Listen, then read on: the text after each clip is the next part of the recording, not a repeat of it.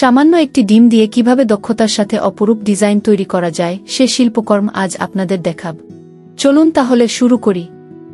প্রথমে ডিমটির মধ্যে ছোট্ট ছিদ্র করা হয় এবং এর ভিতরে থাকা সকল তরল অংশগুলো একটি ইনজেকশনের সাহায্যে বাহির করা হয়।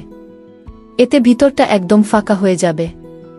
এখন শুরু হয় আসল কাজ। বিশেষ ধরনের কালো কালির কলম ও মোমবাতি দিয়ে ধীরে ধীরে প্রাথমিক ডিজাইন তৈরি করা হয়। এটি এমন ধরনের মিশ্রিত কালি যা পানিতে নষ্ট হবে না, বরং আরও বেশি কালারটি ফুটে উঠবে। ডিজাইন করা শেষ হলে এটিকে কমলা রং এর মিশ্রিত পানির মধ্যে ভালো করে ভিজানো হয়, যেন ডিমটা সাদা থেকে কমলা রং এর সুন্দর একটি কালার ধরে। তারপর ডিমটা টিস্যু দিয়ে মুছে শুকিয়ে নেওয়া হয়।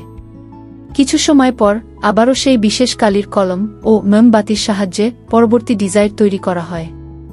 এই ডিজাইনের মাধ্যমে ডিমের মধ্যে একটি বিশেষ নকশা তৈরি করা হয় এবং ডিমটা দেখতে আরও বেশি সুন্দর হয়ে ওঠে। তারপর সেটিকে এখন লাল রং এর মধ্যে ভালো করে ভিজানো হয়। এতে ডিমটা দেখতে টকটকে লাল হয়ে সুন্দর একটি রূপ ধারণ করে।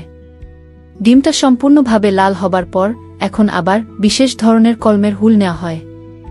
এই হুলটি গরম করে এর ভিতরে মোমবাতি গলিয়ে সেটি ডিমের নকশার ফাঁকা স্তরে সেট করা হয়। এই কাজটি শেষ করার পর এখন আসলো ফাইনাল স্টেপ। নকশার কাজটি শেষ হলে ডিমটিকে কালো রং এর পানিতে ডুবানো হয়, এতে ডিমটি সম্পূর্ণরূপে কালো হয়ে যায়। এরপর মোমবাতির অংশটুকু আগুন দিয়ে গরম করে টিস্যু দিয়ে মুছে দেওয়ার পর যে সুন্দর নকশাটা ফুটে ওঠে তা দেখার পর অবাক না হয়ে পারা যায় না। সামান্য একটি ডিম দিয়ে দক্ষতা কাজে লাগিয়ে কত সুন্দর ডিজাইন করা যায়, এ যেন এক মন জুড়ানা সৌন্দর্য। এইভাবেই একটি সাধারণ ডিম শিল্পীর নিপুণ ছোঁয়ায় হয়ে ওঠে এক অনন্য শিল্পকর্ম, একটি প্রাচীন ঐতিহ্য আর আধুনিক সৃজনশীলতার অপূর্ব মিলন।